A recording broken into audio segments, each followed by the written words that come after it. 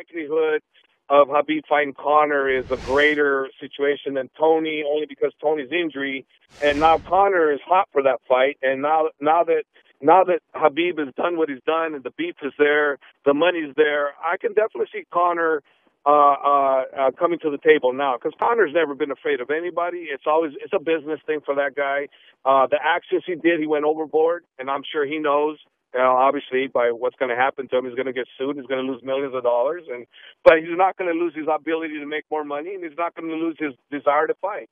He'll be back there fighting, and this fight will come down as the biggest pay-per-view of all time for the UFC and any mixed martial arts event. And who knows how big it can get? Because if they do the world tour at some point when this fight gets made, who knows how big it's going to be? The footage that the UFC has.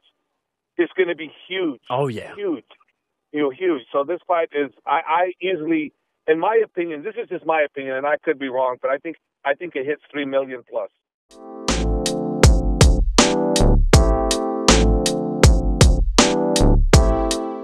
Who is the best lightweight in the world right now? Well, obviously it's a toss-up between Tony Ferguson and Khabib Nurmagomedov. I mean, that's the fight I wanted to see to decide that. Tony Ferguson was the interim champ, right?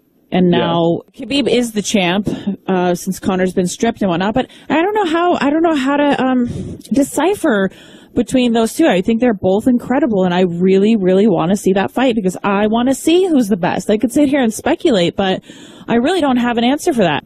All right, so I asked you a question. You only gave me 2 names back. When we're talking about the best lightweight in the world, do you no longer factor Conor McGregor into that conversation? At this point, I feel like I don't, because he's been out for so long. You kind of have to just, he's not ranked anymore. He's not, he's been stripped. He's been out for so long. I mean, and we don't know if there's any chance of him coming back, So right now, I don't factor him in because the sport evolves so quickly. Sean, it moves so rapidly, and these fighters are evolving so fast that to sit out a year plus doesn't really allow for you to be a part of that conversation anymore. And it's not a Conor McGregor thing; it's an anybody thing. It's anybody who's been the best in the world who could be a part of that conversation. After a year, I feel like you start to wonder where they're at and where their evolution is versus the rest of the sport. And it's really, really hard to calculate that unless you can see an athlete's progress or lack thereof on a fairly regular basis. How can you compare?